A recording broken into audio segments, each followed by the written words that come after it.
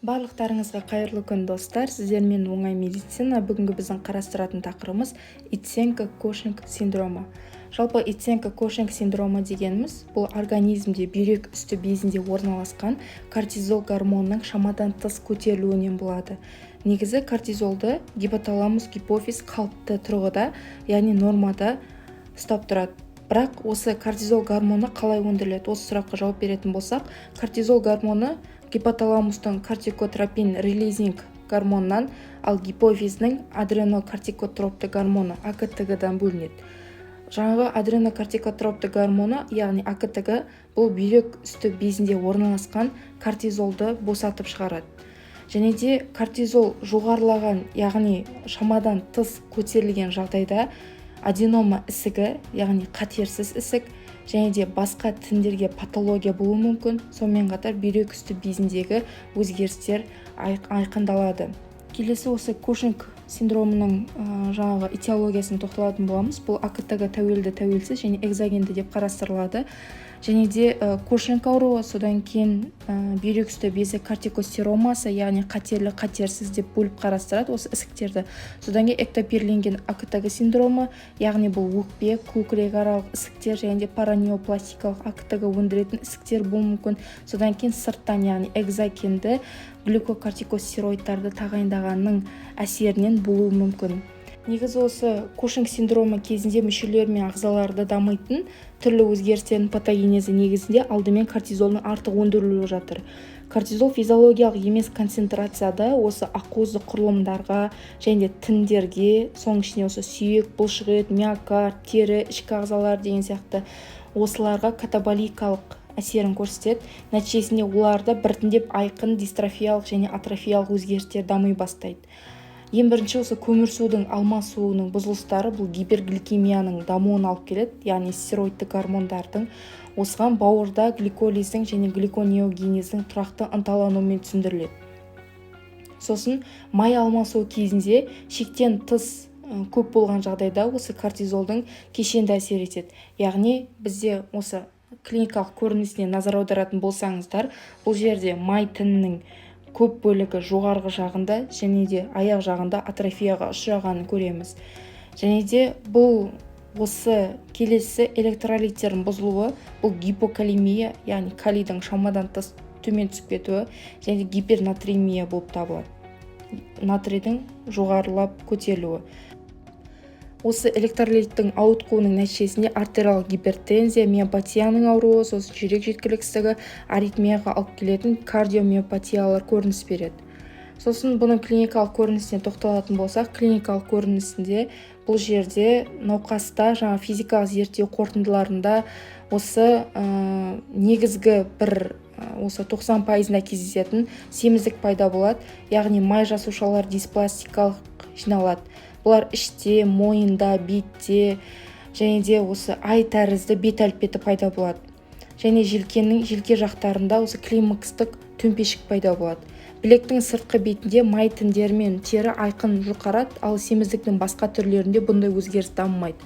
Тіпті ауыр науқастарда семіздік болмаса да тері асты шел май қабатының біркелкі таралмағаны көрінеді. Және де бұлшықеттің атрофиясына ұшырайды. Бұл иық белдеумен аяқта ғана дамиды, бүксе және сан бұлшықеттердің атрофиясы анықталады. Бұны семіген бүксе деп атайды. Және де науқасқа отыру және тұру секілді қимылдар өте ауыр тиеді, және де құрсақ қуысы бұлшықеттердің алдыңғы қабырғасында бақа іші сияқты осындай көрініс болады. Бұл атрофияланады. Бұл іштің ақсыздығы бойында жарықтардың дамуына осы септігін тигізеді. Яғни бұлар шамадан тыс қатты семіздіктің әсерінен осындай ішкі аймақтарында жолақтар, қызыл жолақтар, яғни стрейлер пайда болуымен көрініс табады. Осы бет аймағында осы қызарған бет. Сосын терісі жұқа, айқын қан тамырларының суреті мрамор түстес болып келеді. Және құрғақ кей жерлерінде ошақты тершеңдік байқалады, тез қабыршақтанып отырады. Содан кейін бұл жерде остеопороз дамиды. Бұл 90% адам, осы 90% науқастарда Иценко-Кошинг синдромымен ауыратын науқастарда байқалады. Бұл ауыр асқыну болады. Бұлар жиі омыртқа бағанасының жаңа көкіректік және бел бөлігі остеопорозбен зақымдалып, компрессиялы сынулармен омыртқа денесі биіктігінің төмендеуімен анықталады.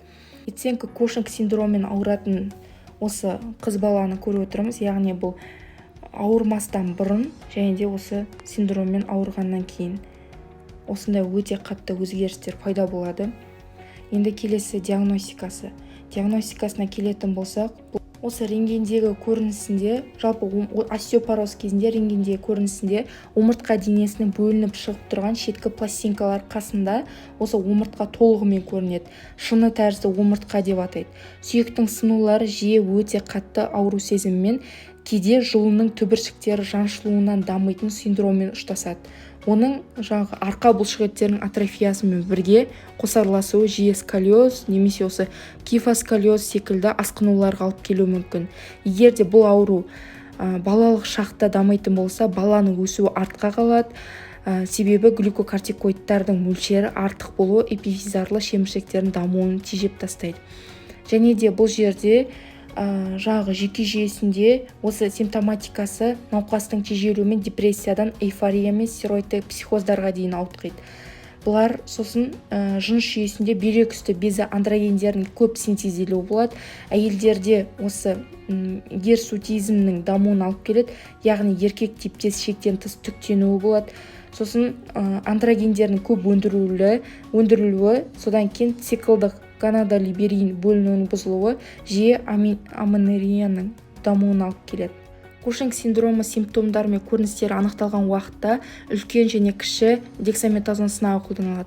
Кіші дексаметазон сынағы бұл көмегімен осының кортизолдың эндогенді гиперпродукциясын жоққа шығаруымыз қажет. Хаттамаға сәйкес бірінші күні таңғы 8-9-да қан сарысуында кортизол анықталады. Сол күні сағат 24-те, яғни сағат түнгі 12-де 1 мг дексаметазонды ішке қабылдайды. Келесі күні таңғы 8-9-да қан сарысуында осы кортизолдың деңгейі анықталады. Содан кейін бұл жерде үлкен дексаметазон сынағына тоқталатын болсақ, хаттама бойынша осы кіші дексаметазонның айырмашылығы тек мөлшермен ажыратылады. Яғни науқасқа 8 мг дексаметазон тағайындалу керек болатын болса, үлкен дексаметазон сынағында сондай миллиграмм қолданылады. Содан кейін бұны қабылдағаннан кейін кортизолдың деңгейі 50%-ға дейін төмендеуі мүмкін. Содан кейін гипофиз аденомасын анықтау мақсатында, яғни жаңағы ісіктер анықталуы мүмкін дедік қой, сонда МРТ жасалынады. Сонымен қатар бүйрек үсті безіне КТ, яғни компьютерлік томография мен МРТ жүргізілу нәтижесінде Кушинг синдромы болатын болса, екі жақты гиперплазия анықталады. Содан кейін бұның жалпы асқынуларды диагностикалау мақсатында компрессиялы сынықтарды анықтау үшін омыртқа рентгенограммасы, электролитті бұзылыстар мен стероидты қант диабетін анықтау үшін қанның биохимиялық қан талдау жұмыстары жүргізіледі. Иценко Кушинг синдромының емі, яғни препараттары. Стероидогенез ингибиторлары, яғни бұл екі препарат жатқызылады, хлодитан, аминоглютитамид. Бұның диагноз қойылғаннан кейін эндогенді кортизонның шамадан тыс көтерілуінен сырқаттанған науқастардың басым көпшілігіне осы жаңа препараттар тағайындалады. Содан кейін кортизол көбейген уақытта симптоматикалық терапияда гипотензивті дәрілер, калий, қант деңгейін төмендететін дәрілер және де остеопорозды емдеу үшін берілетін дәрілер қолданылады. Сіздермен бірге болған қиын тақырыпты оңай тілмен түсіндіретін оңай медицина. Барлықтарыңызға сәттілік. Соңына дейін қарағандарыңызға рахмет. Оқуда жемісті болыңыздар.